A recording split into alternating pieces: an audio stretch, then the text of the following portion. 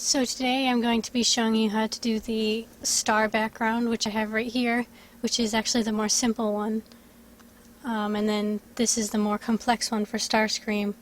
But we're only learning how to do this today. It's really easy, and you may think, well, I don't have time to sit here and do every single one of these stars individually, and that's okay. There's a faster way to do it. Whoops. So what you want to do is, and I'd use a square, but you can do whatever shape you want. So I have here, right here are the base colors that I use for it. I'll actually post this on the bottom of the Tumblr post when I'm done, so everyone can use the palette. This is the base color, the really bright blue base you want to use. And basically you just want to put layers because we're gonna be blending it, but you don't want to make like new layers. I'll show you in a second. Oops. I use 4 colors. So instead of this really dark blue, I'd put black on the top. But if you're making prints, actual like printing out pictures, you might not want to use black because it'll print black and it'll look really dark when you print it, so you may want to readjust colors if you're planning on actually making prints. So you want to use the blur tool to give a nice gradient.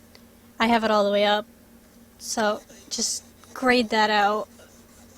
You can have as much light or dark on the bottom as you want. It all really depends on how you feel.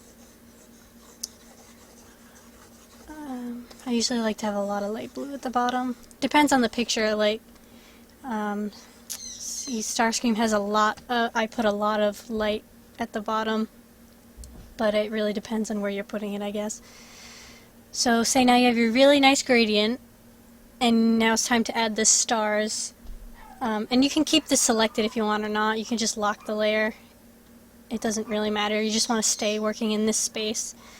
Now for adding the stars, you can have whatever star color you want, but I usually use like a neon aqua color. You can use white if you want, but for how I make my backgrounds, I use the neon aqua color. New layer and clip group. This is going to come in handy later, you'll see why. Now here's the part that's probably going to take some time. You're gonna have to make a bunch of little dots, star dots, some bigger than others, because stars are, depending on where stars are, some are closer to us, some are not. For this, you want to make sure you have a low stability, so you don't accidentally leave drag marks, because you want perfectly round stars. Not that it matters. I mean, if you want like a comet kind of look, knock yourself out. But this is going to take me a while. Hold on. The good news is you don't have to fill this, because I'll show you a really neat trick when I get enough here, because I want to fill this space. But this is probably as time consuming as this part's going to get. I like to add some clusters wicked close to one another, and I'm also sorry if you can hear the dogs barking in the background, because this adds a pretty cool effect later.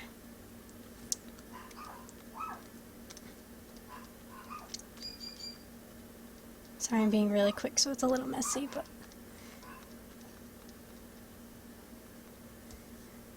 I definitely recommend doing this with a tablet. And anybody who uses Photoshop, I'm pretty sure you could do this the same way, since there are no special layers involved other than clipping group, but Photoshop has the ability to clip layers, so it's no big deal. Oops, don't want that.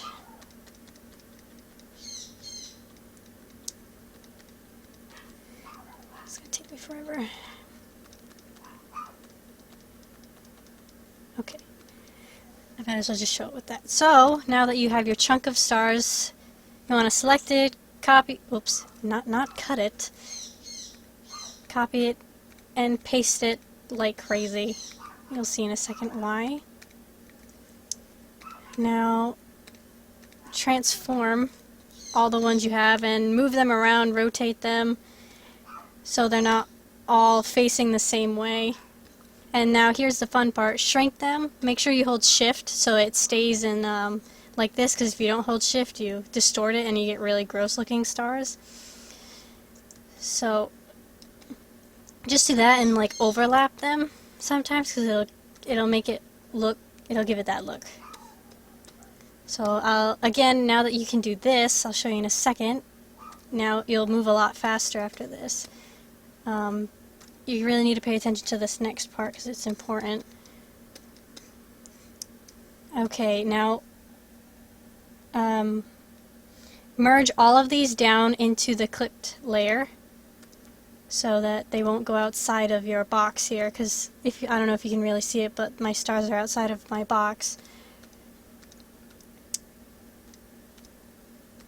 Okay, so now you have them all on here. Now select again, copy them all again, paste them all again,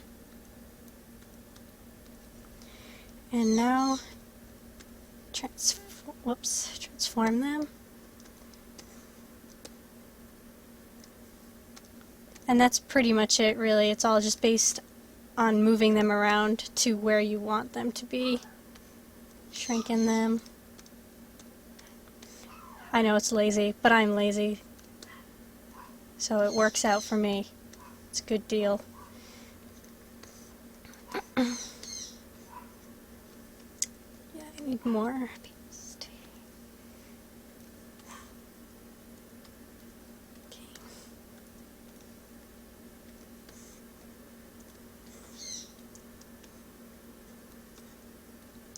And then now that you have really tiny stars, it actually gives a kind of a distance look, like that. Okay. And now again, you gotta merge all these down. And I don't think we can do merge visible. Yeah, you can't, because when you click hide the main layer, it also hides the clipped one, so you gotta do it the hard way, the old-fashioned way. Okie dokie. Now we have all of our stars on the clipped layer, and the last thing I do is take the airbrush and just kinda lower the density a lot and give it a bit of a glow here and there. And that's how you get the space starry look. And again, I will post the palette for you, anyone who wants it, on the bottom description. Now say when you're done with your background, you can actually just merge the stars down into the thing, so it's one flat thing, like Starscream here. Starscream's on a different layer. So, and that's how you do the star background. Simple, other than the stars taking up most of the time. But yeah, you don't feel like you're limited to using neon colors, because you're not. You can do whatever you want. That's just how I do it. So I hope that helped.